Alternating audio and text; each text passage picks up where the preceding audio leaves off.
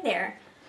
For the general public's information, this is a video presentation for my administrative law class and therefore was not created for your viewing pleasure. You're welcome to watch it and to get any information from it that might be useful for you, but keep in mind it was not made specifically for you.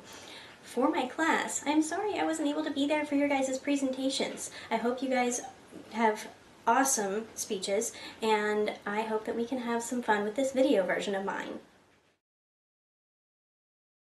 The SBA is an agency that basically helps small businesses thrive in America. A small business is defined as any business that has under 500 employees. This includes everything from self-employed carpenters working from their garages to a local small restaurant. Any idea can be turned into a small business, and so the possibilities for that are infinite.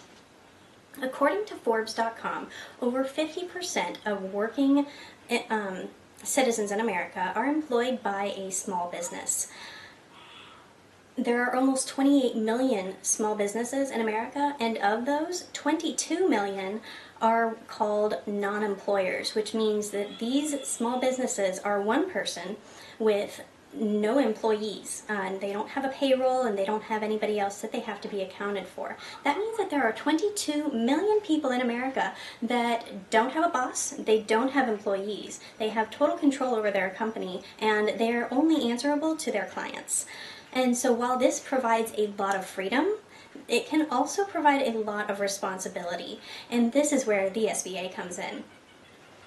So what I'm going to talk to you guys today about is the general focus and history of the agency, the financing and capital that it provides, as well as some of the resources and programs that it makes available to small business owners.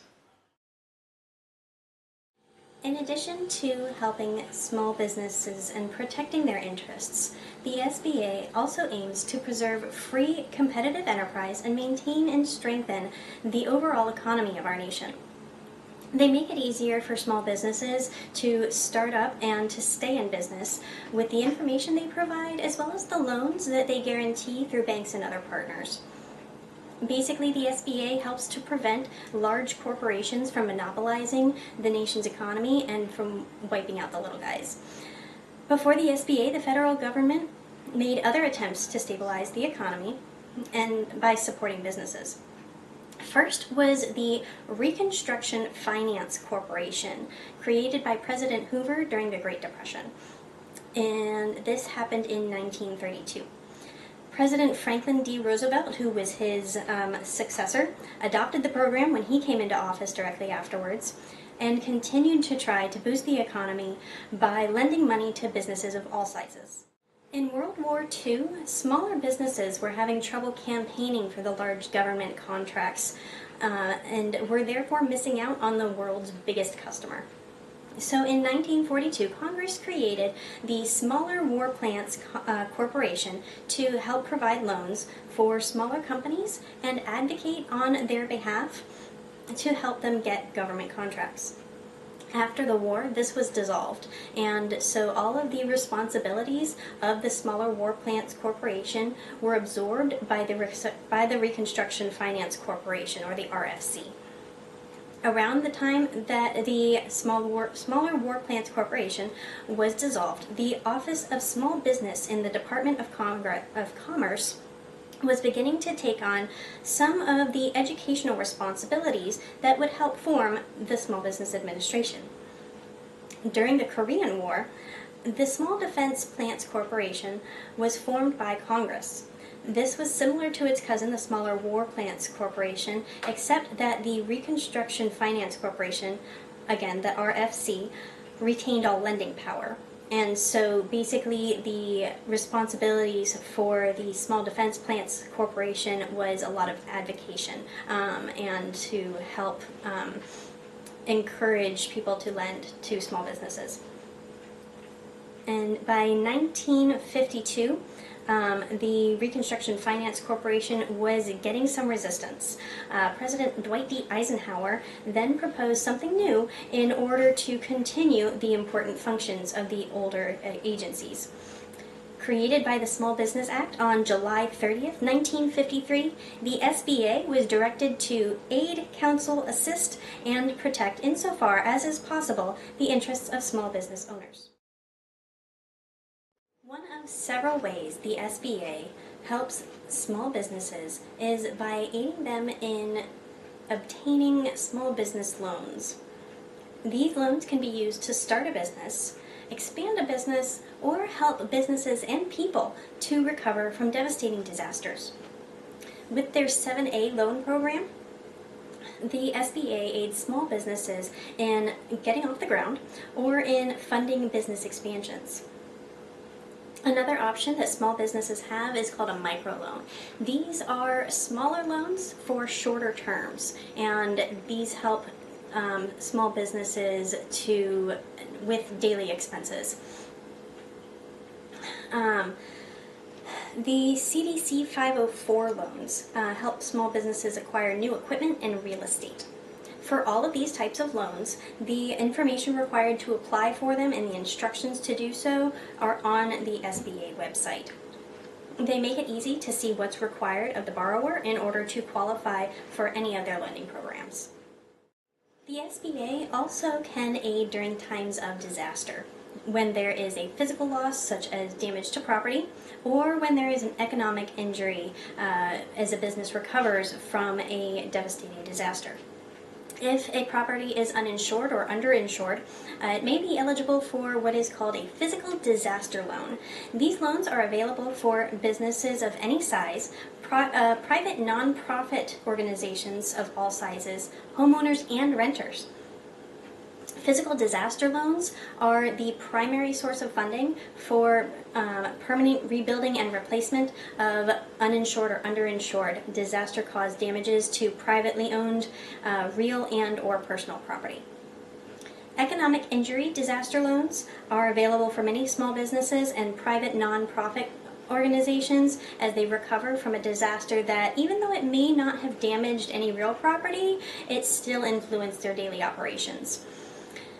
Some other small businesses may rely on somebody that was called up to active reservist duty, and if that happens, they may be eligible for the Military Reservists Economic Injury Disaster Loan. Some loans may require certain legal documents. As a paralegal, you should be able to prepare a few things for your client, including their business licenses and registrations, articles of incorporation, copies of contracts they may have with any third parties, franchise agreements, and commercial leases. The SBA website is full of links and blogs that will educate and inform small business owners and their representatives. From starting a small business to closing a small business, the SBA has guides and resources for many aspects of an entrepreneur's life. Many questions about management, taxes, financing, or growing a business can be answered by exploring their blogs or other resources. They can walk you through creating a business plan or directing you to websites that help you obtain business licenses. The SBA has also created several initiatives to assist certain groups and in starting up and maintaining their small businesses. Two of these groups are women and veterans. They also have resources for business owners that only speak Spanish, and they also have resources for people that use American Sign Language. The SBA has also created an alternative to Black Friday in their Small Business Saturday. If you ever see a small business that is giving out these bags at basically the day after Black Friday, that is who they are working with. They're working with the SBA. And this helps give people an alternative to shopping at large corporations during the lucrative holiday season. Another way that the SBA helps small businesses is by helping them to get government contracts. According to the SBA's website, the U.S. government is the largest single purchaser of goods and services in the world, and they award approximately $500 billion in contracts every year.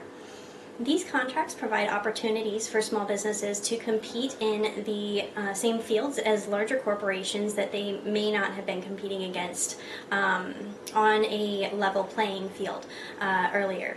And it helps to bring the ideas and innovations of the small business owners into play in the economy, as well as encouraging innovation and economic development. Businesses can either act as a prime contractor or a subcontractor. Prime contractors are essentially responsible for the main contract itself and negotiating with the agencies, as well as fulfilling the contract and delivering the final product in a timely manner. Subcontractors will work with prime contractors, but they are only responsible for their areas of expertise. However, they are going to be gathering work experience that may help them to become a prime contractor in the future. By helping small businesses start up and stay active in the government and in their local communities, the U.S. Small Business Administration is helping to create and keep jobs in the United States. So if you ever have a client who owns a small business or who is thinking of starting up a small business, the SBA can be a great place to get their questions answered. They're advocating for small businesses and therefore your clients, helping to keep small businesses a competitive force in the economy. So if you're interested in checking out their website, again, it's www.sba.gov, and I have provided links below to the worksheet that I created to go along with this presentation, as well as SBA's website, and the website for a few fun facts about small businesses from Forbes.com. I'm sure I'll see many of you this coming fall semester, so I hope you have fun with your presentations, and I'll see you soon.